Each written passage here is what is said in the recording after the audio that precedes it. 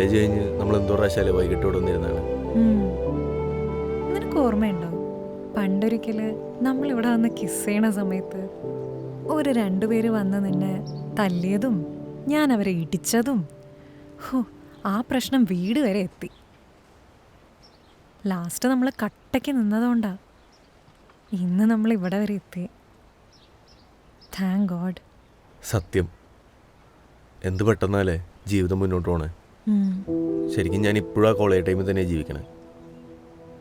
സമയം കടന്നുപോയി എന്നൊക്കെ ഇപ്പം ആലോചിക്കുമ്പോഴാണ് മനസ്സിൽ വരണേ.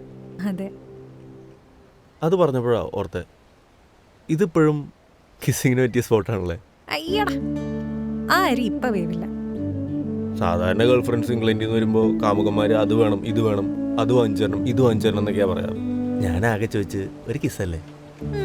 കിസ് ചെയ്യാനേ കുറേ സമയമുണ്ട്. ഞാനിപ്പോ വന്നിട്ടല്ലേ ഉള്ളൂ, കുറച്ച് സംസാരിക്കേ. അല്ലെങ്കിൽ ഈ ബോയ്സ് എങ്ങനെയാ? ഏത് വോയിസ്?